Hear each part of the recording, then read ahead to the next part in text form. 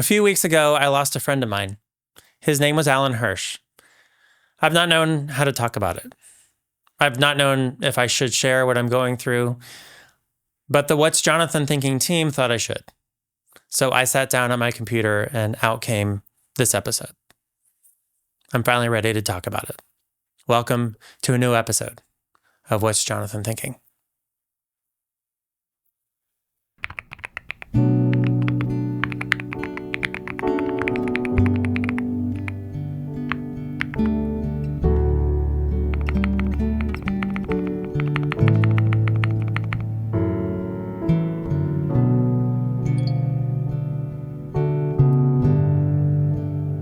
On September 24th, I opened up Facebook to learn that my friend Alan Hirsh had passed away.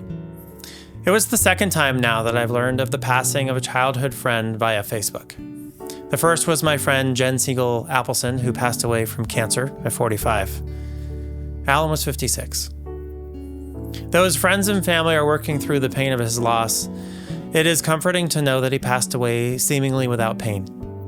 He was feeling very tired, he told his friends.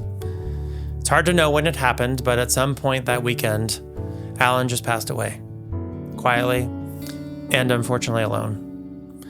It made us also sad to know that he passed away with no one beside him, because Alan was the kind of person where if he had known that any of us were dying, he would have rushed to be there for us. I met Alan at some point in the start of my sophomore year of high school. I had made the decision to switch youth groups and join a chapter of the North American Federation of Temple Youth, or NIFTY for short. They were having a Southwest regional event and I was encouraged to go. Alan was doing this thing called song leading for the region and I wanted in on that. Song leaders led all the music for youth group events, and after watching for only a short period of time, it became a big dream of mine to become one myself. I can't tell you why. I just felt a calling to be in that role. The problem was I didn't know any of the music. I knew how to play guitar, I knew how to sing, but I didn't know all the music that was required to be a competent song leader. Maybe I knew the songs, but I certainly hadn't committed the chords to memory nor learned how to lead a group in singing. No problem, Alan said. We'll teach you everything you need to know. And so he did. Over time, Alan taught me as much as he could impart. To be fair, it wasn't just Alan, it was also an amazing group of unbelievable adult leaders in the Southwest region of NIFTY who are responsible for starting me down the path of becoming the cantorial soloist and song leader I am today. Another impactful person was the director for a summer camp called Camp Charles Pearlstein, named John Levin. Shout out to John.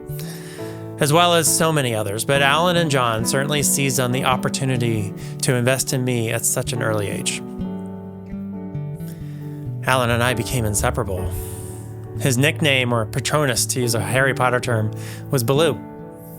Alan was a pretty big guy, so the name fit too, and I was this scrawny teenager, so you can imagine it didn't take long before my nickname became Mowgli.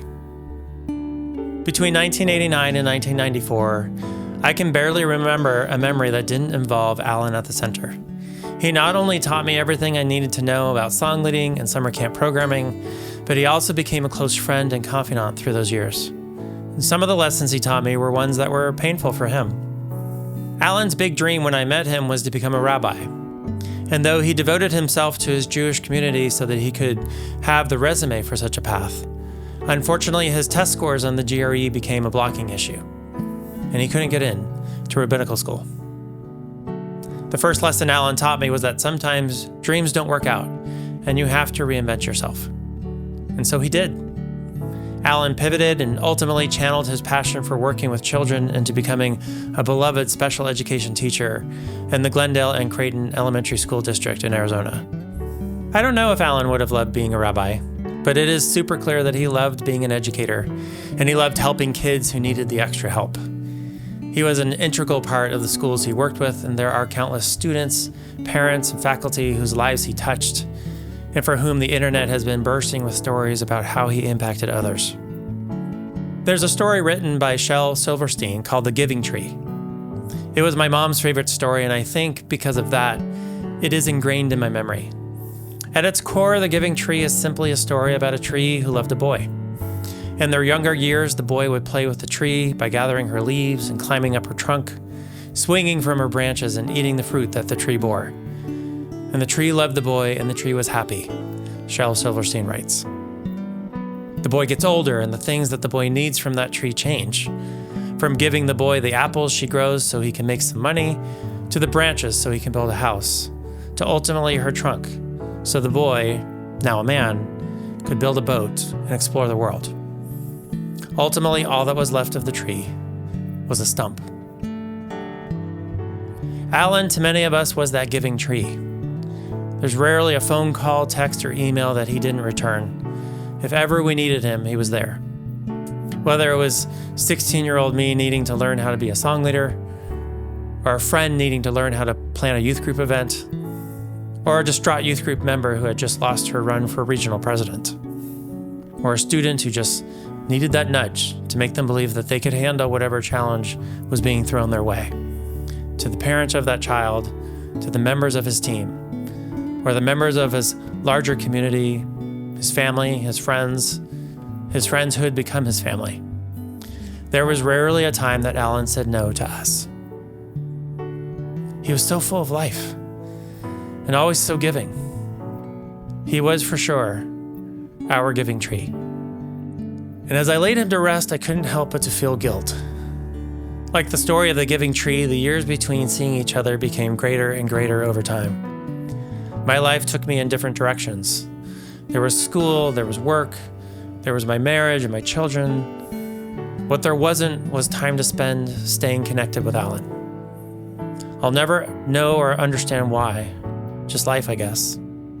What I will live with for the rest of my life is the last lesson Alan taught me the hard way, which is you don't get to make up the years that are lost. And sometimes you lose your chance to reconnect and rekindle friendships entirely. So don't let school and work and life get in the way of investing in your friendships. Because one day, when you least expect it, you'll wake up to learn that the friend you always thought you would reconnect with is gone. Like Mowgli in the Jungle Book, I left the jungle in search of my future and just never looked back. And Baloo, ever the giving tree, was happy to let me do so.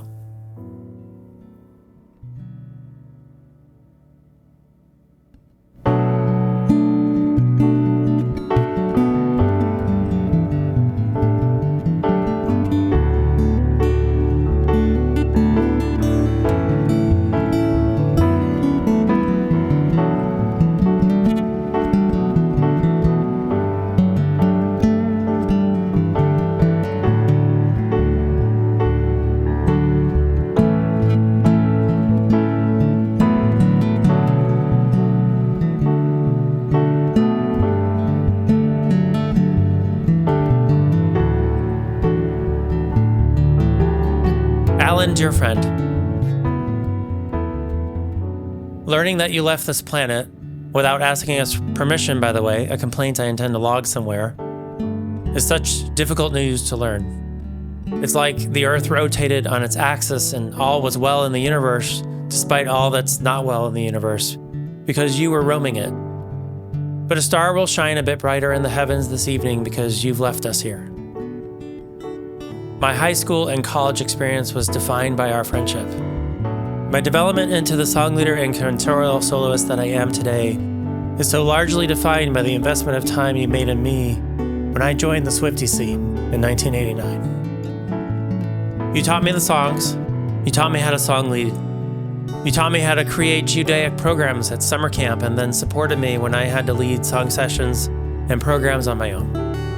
Because that was the kind of leader you were.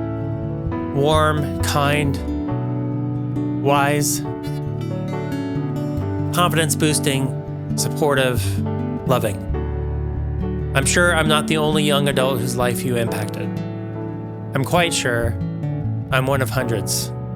You often found ways to believe in us before we had the skills to believe in ourselves. You just saw potential and helped mold it. You were a high five wrapped in a hug, and it was impossible not to smile when we were with you. You were a mensch and a tzaddik, my friend.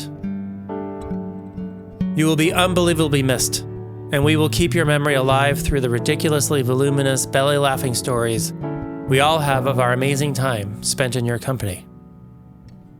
Sleep well, good friend, our precious Baloo. All my love,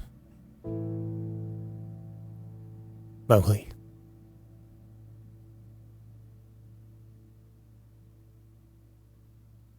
Thank you for tuning in today. Reach out to someone you love and remind them that you love them. And remember that you can't make up for lost time, so spend every chance you have with the people who matter most. I'll see you next time on What's Jonathan Thinking?